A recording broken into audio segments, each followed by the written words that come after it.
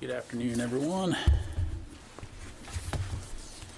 All right, a few items passed along at the top, and then I'll be happy to take your questions. First, let me go ahead and highlight up front that we are aware of the press reports alleging that 2 Russian missiles have struck a location inside Poland near the Ukraine border. I can tell you that we don't have any information at this time to corroborate those reports and are looking into this further. And so when we do have an update to provide, we'll be sure to do so. Separately, 1 year ago this month, families on Oahu faced a crisis when fuel spills at the Red Hill bulk fuel storage facility resulted in contamination of the Navy's drinking water system. The Department of Defense recognizes that the 2021 incidents at Red Hill created a trust deficit between the DoD and the people of Hawaii, and that it's incumbent upon the department to earn back that trust. On March 7, 2022, Secretary Austin, after close consultation with senior civilian and military leaders, directed the defueling and permanent closure of the Red Hill bulk fuel storage facility. Since then, the department has stood up a joint task force to focus on the safe and expeditious defueling of Red Hill. The JTF Red Hill recently completed a critical preliminary step in the defueling process from October 25 to November 3rd and removed over 1 million gallons of fuel from the facility's fuel pipelines. The operation, known as unpacking, concluded without any issues involving the handling, transport, or storage of the fuel. The next phase includes performing all necessary repairs, modifications, and enhancements to the Red Hill infrastructure to reduce risk during the defueling of the Red Hill storage tanks. JTF Red Hill is currently on track to complete defueling by June of 2024. The JTF will continue to work with the Hawaii Department of Health and Environmental Protection Agency to find ways to safely reduce and expedite the defueling timeline. In addition, on November 1st, the Navy announced its plans to accomplish the permanent closure of the bulk storage facility. Following Hawaii Department of Health approval, the Navy will commence fuel tank closures as early as possible once the Joint Task Force completes the defueling process. It's currently estimated that the facility closure process will take 3 years to complete.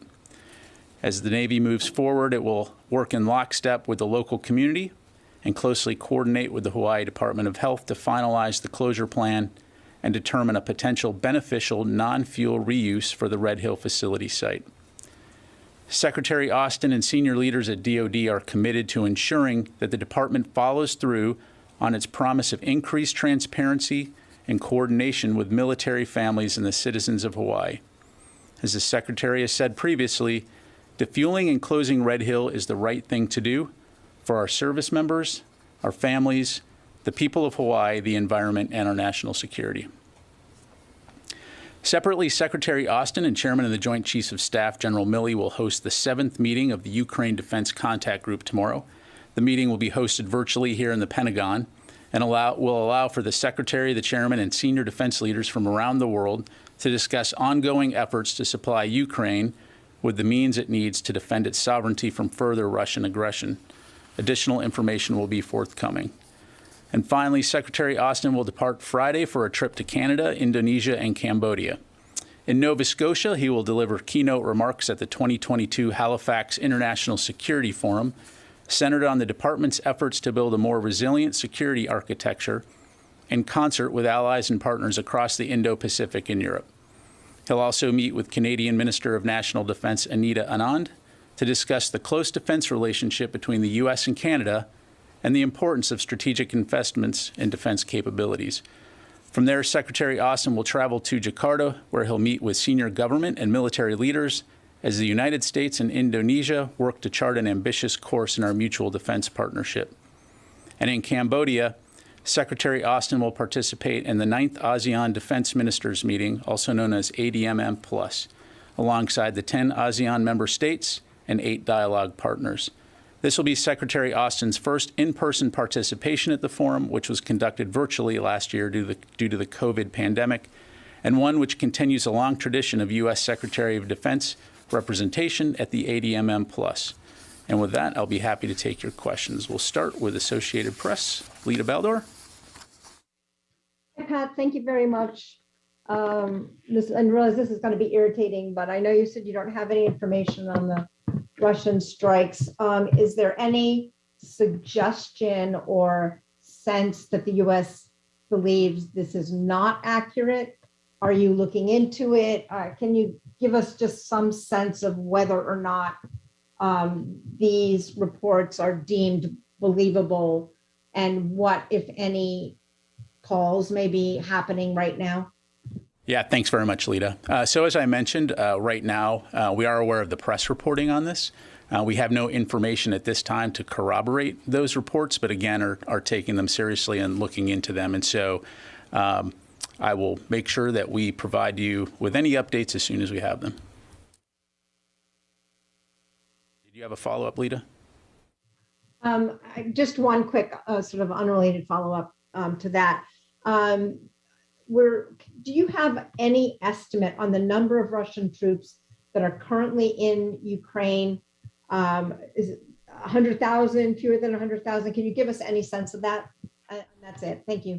Thanks, Lita. I don't have any numbers to provide from the podium here. Clearly, tens of thousands of Russian forces still on Ukrainian territory, to include Russian forces that have recently been mobilized. We've seen an increase of those forces being sent to the front lines as replacements recently, but no overall number that I'm able to provide. Thank you.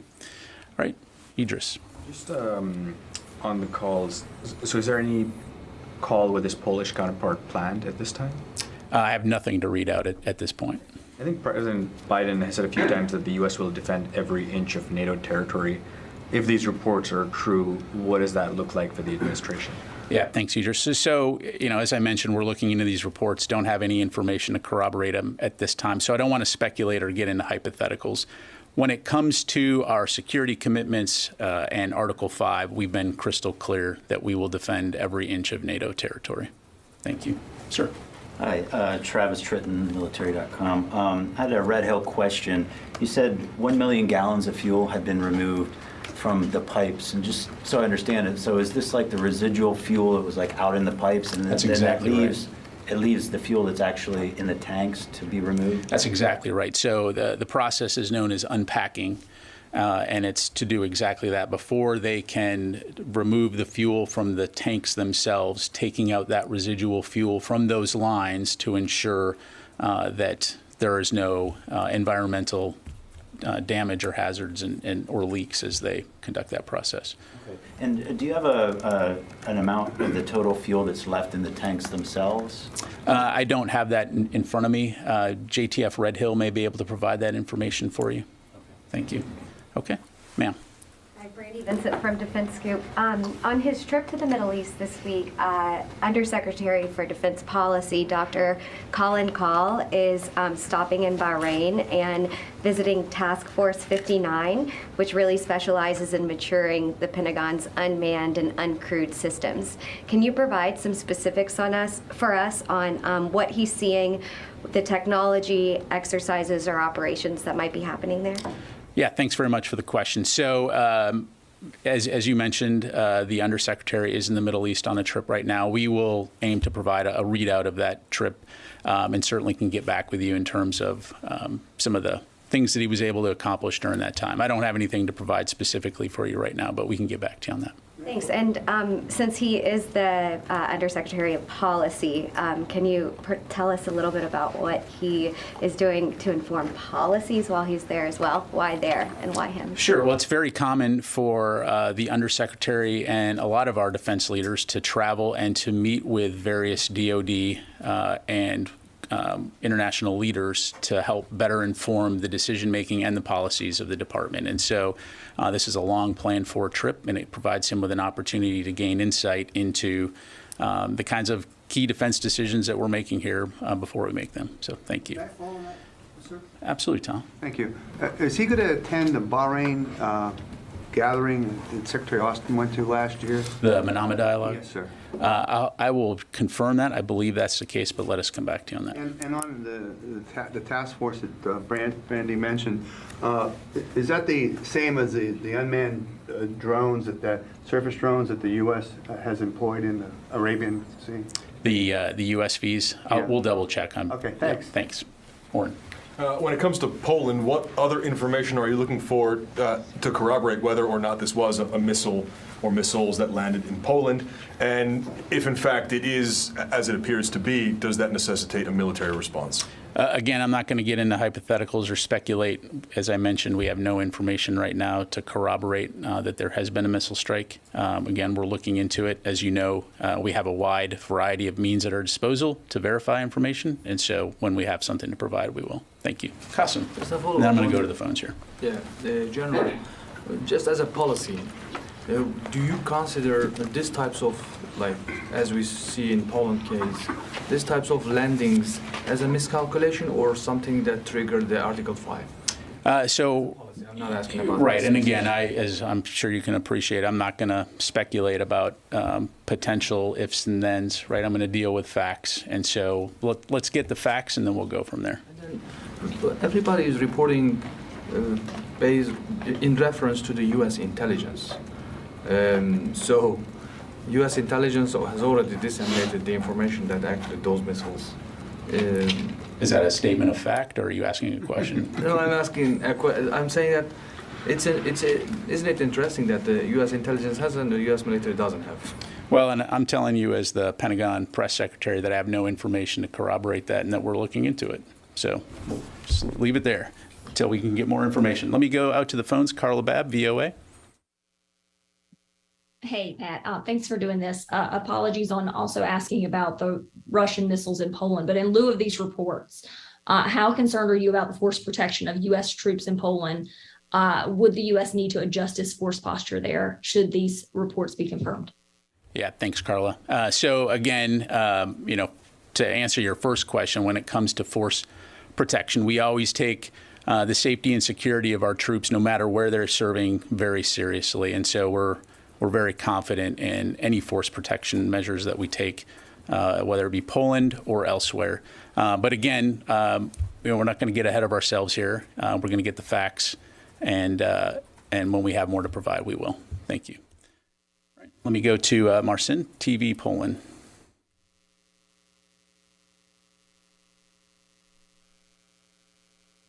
There. Okay.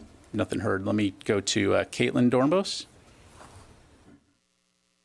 Hi there. Hey, this is happening. The reports of this Polish attack is happening right before the Ukraine Defense Contact Briefing, a group meeting. I'm wondering if there's any plans to talk about this at that meeting as well. Yeah, thanks, Caitlin. So the contact group meeting will focus on a couple of things. One, our Ukrainian partners will provide an update in terms of a battlefield assessment, what they're seeing on the battlefield. And then the conversation will pivot to a robust discussion on Ukraine's security needs. And so following the conclusion of tomorrow's contact group, we'll certainly have much more information to provide in terms of the outcomes of that. But it should be a good discussion and, again, an opportunity to connect with our Ukrainian partners to see how we can best support them in their ongoing fight against Russian aggression. Thank you. Sir. Thanks. Just to follow up on that, so when the last contact group meeting happened, the kind of priority was air defense. Is that still the case now? What's sort of the main thing the U.S. is looking to achieve out of this meeting, if there are any more details you can provide on that? Sure. Well, I'd say up front that in a lot of ways, Ukraine will drive the prioritization in terms of what's most important to them. They're the ones that are on the battlefield, and they're the ones that continue to press the attack in terms of their counteroffensive. And so certainly, as evidenced today by Russia's airstrikes, missile strikes against civilian targets in places like Kyiv, air defense continues to remain a priority, and we'll continue to work with Ukraine on how we can best support them from an air defense standpoint. But we're also going into winter, so we'll be discussing other aspects in terms of what kind of support can we provide in terms of their ground combat capabilities, their cold weather capabilities, and also addressing what we can do to support them from an energy infrastructure standpoint.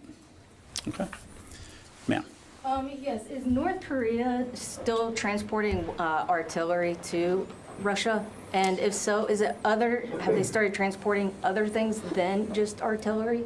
Also, is it only through North Africa, Middle East, any other areas? Yeah, so I appreciate that. So I don't have any specific updates to provide other than, again, we do assess that Russia is seeking to obtain ammunition from North Korea, and that North Korea is looking to covertly provide that, again, as you highlight, through North Africa and the Middle East. But at this time, that's about as much information as I'm going to be able to provide. And a follow-up, would any of our allies be willing to stop this transportation? It's a great question, but I don't want to speak for our allies. Again, it's something that we'll continue to look at very closely. And again, it's just indicative of the fact that Russia finds itself having to deal with countries like Iran and North Korea in terms of replenishing its own stocks. Contrast that to what you see with the United States, the international community, and Ukraine in terms of the robust defense industrial base that we have at our disposal to support Ukraine in its fight. Thank you. Laura. Thank you. Can you talk about the missile strikes on Kiev today? Was Ukraine able to intercept any of those missiles? So this is something that we're continuing to monitor. It's still very early. We as you highlight, we know that there have been a number of missile attacks. We assess right now that those were launched from airborne platforms, so Russian aircraft. But at this point in time, we just don't have any details to provide. So we'll continue to monitor. Just to follow up, does the fact that the Russians are using their Air Force now, are they using their Air Force now more than they were before? Is that something that is a concern to the department? So I think for the duration of this campaign, Russia has used a mix of capabilities when it comes to its strikes to include surface-to-surface missile systems, airborne platforms, as well as sea-launched missiles. So that in and of itself is not unusual. But in the situation that we're seeing right now, again, we're seeing them employ both ground-based and air-based assets for these strikes today. But again, still early. We're continuing to follow it. Thank you. Sorry, just to follow up, but the department has said that neither side has air superiority over Ukraine. So the fact that they're dropping bombs from airplanes now, does that indicate that that picture may be changing? So the airspace over Ukraine continues to be contested. Again, without going into a lot of detail, I would say that we assess that these strikes are probably being conducted outside of Ukrainian territory. So in other words, standoff types of strikes. Thanks. All right, let me go to the phone here real quick and then I'll come back in the room. Karun, Washington Post. Hi. So I know that you don't want to talk in hypotheticals, but the possibility of there having been either an errant or an intentional strike on NATO territory has been in the back of people's minds for a long time. Can you walk us through at least what steps the Pentagon goes through to try to verify whether or not, this is to try to verify the specifics of what's happening? Like, what is going on now as you try to get more clarity on whether you can or cannot corroborate that these strikes landed in Poland? And also, is this going to change potentially the ask of what the United States makes at the contact group tomorrow at that meeting? Do you anticipate that this changes either the pressure on countries to pony up more military assistance, or the rate at which that military assistance might need to come together? Thanks, Karun. So as far as the contact group goes, I don't want to get ahead of the discussion or speculate, especially since we have no information at this point in time to corroborate the press reports regarding allegations of a Russian missile strike on Polish territory. In regards to your first question, anytime there's a situation, again, we have a variety of methods at our disposal in terms of verifying information, to include contacting allies and partners to gather information. And so, again, we're looking into these reports, and when we have more to provide, we'll be sure to do so. Thank you. Clarifying question. You said you can't corroborate reports of Russian missiles going into Poland. Are you aware of any reports of explosions happening on the Polish side in that area? Again, nothing at this point to corroborate those press reports. And again, at this point, that's what we have, are press reports. Yes, ma'am. How many U.S. troops are stationed in Poland, and how many U.S. troops are at the Polish border with Ukraine? Let me get back to you on that one. Thanks. Pat, can I follow up on that? No, I'm sorry. I already got you a couple times. Let me get some other folks here in the room, and then if we have time, I'll come back to you, Tom. If I could just follow up on the previous question. I know you don't want to speak for U.S. allies and partners in the Middle East and North Africa region. Just wondering if, regarding this North Korean artillery shipment or shipments, just wondering if you can say whether the department has reached out to counterparts in those countries about potential interdiction. So I don't want to get into specific conversations with allies and partners. Certainly, we have flagged concerns about North Korea, and we'll continue to work with our allies and partners when it comes to anything that could destabilize or cause issues in the region. But I don't have any specifics to provide. Sure. And will Undersecretary Call be meeting with Saudi officials during his trip to the region? Let us get back to you on that one. Thank you. Let me go back to the phone here. Sasha from Newsy. Hi, thank you so much. Regarding the Russian missiles in Poland, the hesitancy here to speculate, can you speak a little bit about, fears of escalation here? As was mentioned earlier, the idea of the U.S. defending every inch of NATO territory. Is there some hesitancy here because of the fear of that? Well, I think we want to deal with facts. And so, again, we've seen the press reports. And as I mentioned before I walked in here, no information to corroborate these reports at this time. But again, we're taking them seriously and we're looking into them. And so I think it's incumbent on all of us to get the facts before we start speculating or jumping to conclusions. And then we'll go from there. Thank you. We go to John Ismay, New York Times. Yes, hi. Yesterday we heard that Russia's missile and drone strikes had slowed a bit since the end of October. And I was wondering if you could provide any more detail with that in terms of numbers or say percentage reduction. Really, any additional detail would be helpful. Yeah, so I don't have any specific numbers to provide from the podium here. If you just look at the last few weeks, what we had seen was from, essentially going from the post-Kerch Bridge explosion, an increase in the number of missile strikes against civilian infrastructure and military targets in Ukraine. And over the last couple of weeks, since the end of October, those had slowed down a bit. But again, today we're seeing that Russia continues to target civilian infrastructure and is using missiles really as a tool of terror to strike civilians, civilian infrastructure, especially as Ukraine goes into the winter. So again, something we'll continue to monitor closely, but that's really about all I can provide you on that. Thanks. Let me go to Anton from The Economist. Thanks, Pat. Can you say, have you heard reports that the parts of the power grid in Moldova have been knocked out as part of this wave of Russian strikes?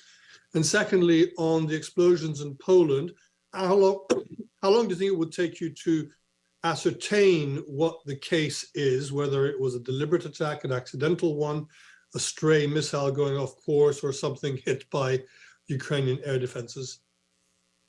Thanks, Anton. So nothing to provide on Moldova. In terms of how long it will take to look into these, I mean, we're looking into it right now. I'm sure that many of your colleagues, as will you, are reaching out to the government of Poland as well to see what they may have to provide on this. But again, when we have an update to provide, we'll aim to do that as quickly as possible. All right, let me go to Nick Schifrin, then I'll come back in the room here. Pat, can I go back to Laura's line of questioning? Can you talk more about standoff strikes, the nature of the missile strikes that we've seen in Ukraine today? Can you confirm some of them did attack Lviv, obviously close to the Poland border? Anything unusual about these strikes? And do you have a sense of what the Ukrainians say, which is this is probably the largest number of strikes in a couple of weeks, upwards of 100? Is that a number that you can confirm, give or take? Thanks. Yeah, thanks, Nick. That is not a number that I can confirm at this point in time. Again, these strikes started today. I know that it's something that we'll continue to watch closely. We are aware of the strikes in Kyiv and in other locations. So when we have more to provide in that regard, we certainly will. But again, at this point in time, it's something that we're watching closely. And again, we'll keep you updated as able. Thank you. Quick follow, can you just confirm even that there were strikes that you're tracking in the western part of the country near Lviv? I cannot from here because I don't have a real-time update. But again, we'll try to keep you as best informed as we can. Thanks, Nick. Louis. Last week there was reporting that the United States and South Korea had worked out a deal for the United States to purchase artillery shells from South Korea and then potentially pass them on to the Ukrainians. Has there been any progress in that since the earlier statement that we got last week on that? Yeah, so what I would say is that the U.S. works with a lot of different countries in terms of working with their defense industrial base to identify opportunities to purchase munitions when it comes to not only providing them to Ukraine, but also replenishing one another's stocks. And so I don't have any announcements to make right now. But if and when we do, we'll be sure to do that. Thank you. So there will be an announcement when a deal is concluded. Is that what you're saying? If and when we have something to announce, we'll do that. Thank you. All right, we've got time for a couple more. Yes, sir, and then I'll go to you, Tom. Thank you, sir. Gary Renaud with the Diplomatic Times. Question on the U.S. defense posture in the Horn of Africa. In May, President Biden authorized the Pentagon to redeploy American troops into Somalia. Can you tell us how many U.S. troops have actually deployed in Somalia as of yet, and what are their role? And also on these U.S. AFRICOM airstrikes in Somalia, where are they originating from? Thank you. So as you highlight, the U.S. does have a defense relationship with Somalia in terms of advising and training. In terms of the numbers, I don't have any specific numbers to provide. But again, this is an important counterterrorism relationship. We'll continue to work with the Somali government in terms of addressing terrorist threats like al-Shabaab. Thank you very much. All right, and Tom. Yeah, I just wanted to follow up what you said tomorrow. You may talk about some winter supplies for the Ukrainians. And last week when Pentagon Brief, you mentioned that there was supplies for winter there. Could you at some point break that down for us like you did the first time, what exactly you're sending over? Sure. Thank you. Absolutely. Okay, thanks very much, everybody. Appreciate it.